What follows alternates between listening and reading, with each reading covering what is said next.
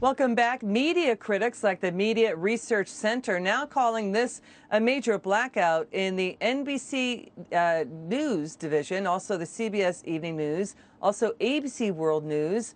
MRC is saying they did not cover on the air former Deputy Attorney General Sally Yates getting grilled about abuses of power under the Obama administration in the Trump, Russia, and the Michael Flynn probes. Let's welcome back to the show former Trump Deputy National Security Advisor, KT McFarland. It's great to see you, KT. So they didn't cover it on the air. What do you think of that? Hey, before I get into that, I just want to give a shout out to Congressman Greg Steube. He gave you a terrific interview, but he also today endorsed my daughter, Fiona McFarland, who's running for the Florida State House. So he is one smart congressman. The point I want to make, though, well, congratulations. about the media. Yeah, go ahead. Thank you. Very happy about that. The point about the media, of course they're not going to cover it. You want to know why? They were in on it from the start. Here's what happens in Washington when the intelligence community wants to do something that they know is wrong. What do? They leak it to the press. They have some favorite reporters at the Washington Post, at the New York Times, at MSNBC, and they leak it. And then all of a sudden you see the story that says anonymous sources claim that, fill in the blank. Donald Trump is a puppet of Putin. Donald Trump is being investigated. Michael Flynn is being investigated. And then the intelligence community can turn around and point to that story that they leaked in the first place. And they say, well, you know, this gives us some real cause and evidence for investigating Donald Trump, Mike Flynn, etc. So they leak it in order to point to it, to investigate it. So they're not going to cover this in the media. They were co-conspirators along with a lot of the people in the senior ranks of the intelligence community. Okay, you know, KT, here's what Senator Chuck Grassley has told us really concerns him. He keeps saying if they can do it to Flynn or other individuals, they could do it to you. They could do it to the viewer. Here's what he is saying happened. Is that the Oval Office meeting with President Obama, you know this, and James Comey. James Comey writes down in his notes that General Flynn's phone call with the Russian ambassador, quote, appeared legit. It's about policy differences with the incoming Trump and outgoing Obama administration. But then James Comey exploits the incoming chaos, sends over Peter Strzok, Joe Pienka, to interview Flynn under the pretext of a briefing. And you know about this. It was a criminal interview. I was in some of those briefings. It was a perjury trap, as they admit, right? Yeah, and that's the issue, with no Miranda warning, no lawyer present.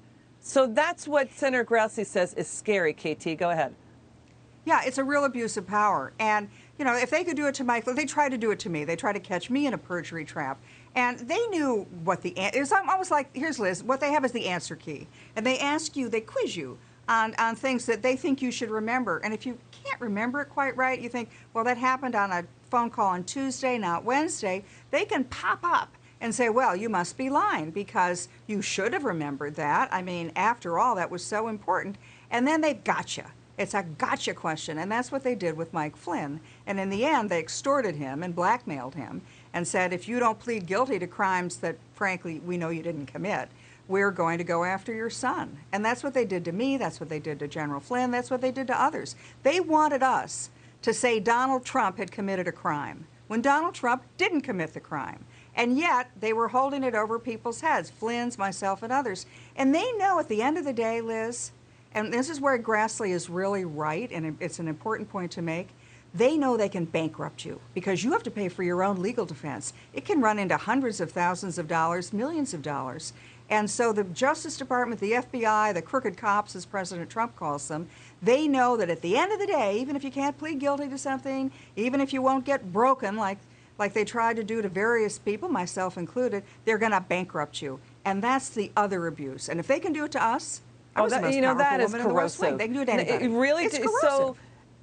So it's corrosive and corrupt. And in your estimation of the American viewers of ABC, CBS, NBC, and their entire broadcast networks, are they getting that information about what happened? Again, the FBI said they were going to drop the case in the probe into their probe into General Michael Flynn because there was, quote, no derogatory information to use to go after him. But then they try to set up a perjury trap according to government documents. So everybody's okay with that. I guess so. And, you know, that's the problem with modern journalism. I mean, look at the New York Times. The woke New York Times won't even let somebody like Senator Tom Cotton have an editorial because they don't like his policies. It's a pretty dangerous place we're entering into. All right, KT, thanks for joining us, and congratulations on your daughter. It's great news. Thank you. Thanks, Liz. Thank you. Sure.